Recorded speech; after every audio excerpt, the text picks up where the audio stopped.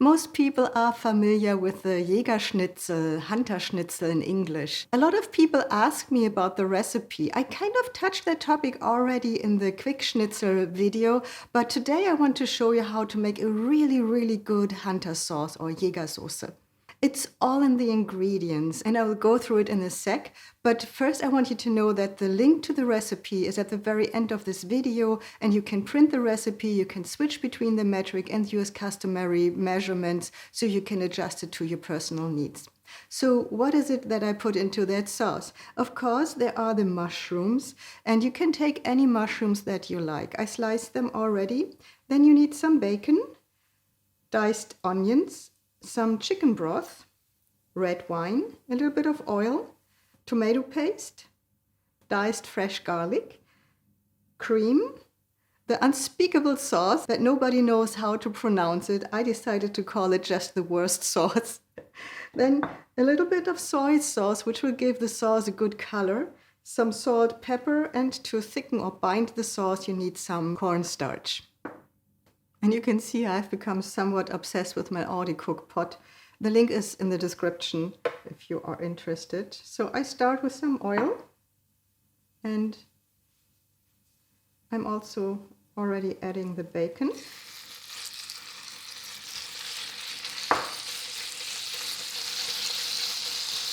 And also the onions. I give this a moment to fry. And then I throw in the mushrooms. I hope you can still see me here with all the steam. So this goes in.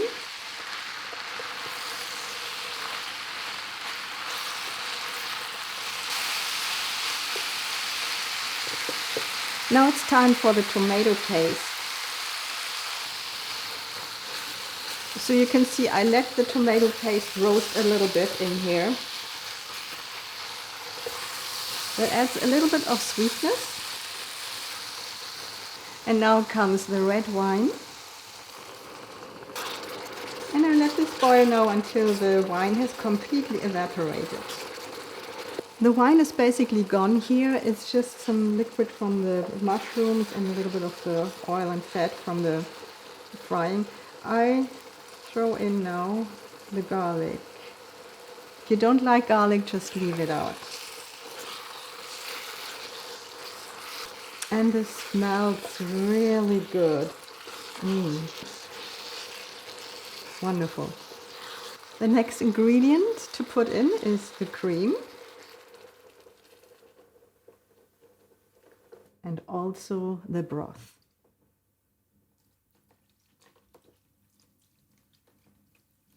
Now it has become very quiet compared to before.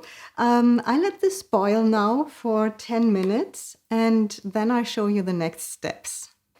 Now I want to season the sauce, so I'm using some of the worst sauce. A tablespoon and 2 tablespoons of the soy sauce. And I use the soy sauce before I even think about adding any salt, because there is salt in the soy sauce. And I don't want to make it too salty here. All right. And as you can see, the soy sauce gave this Jaeger sauce a nicer, warmer color. So it's a little less red and a little more brown now. Okay, and now I want to taste it. Let's see.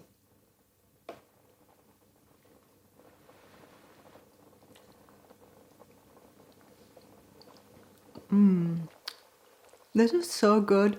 Heavenly. Absolutely delicious. I don't want to add much salt, just a little bit. And I'm also adding a little bit of black pepper,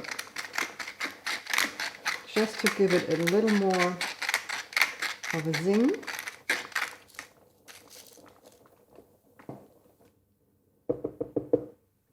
I'll give it another try.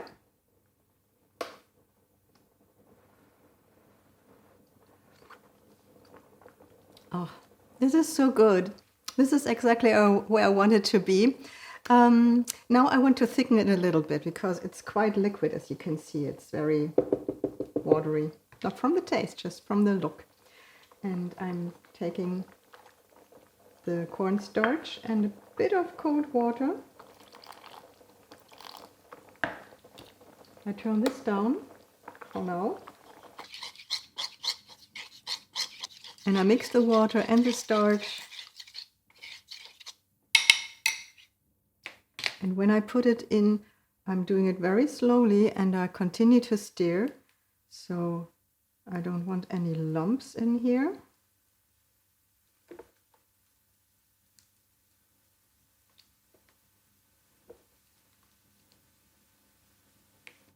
And this might already be enough. Let me bring it back to a boil. You can see it's much thicker now from the consistency. So once it's back to boiling, it will thicken a little more. That's why I'm careful not putting in everything of the starch mixture.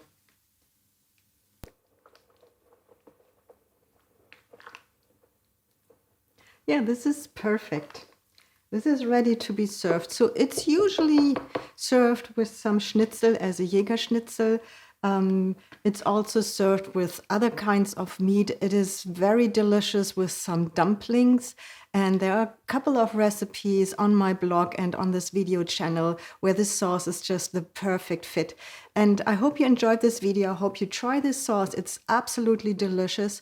And thank you for watching. Watch some more of my videos and I hope you tune in next week for my next video.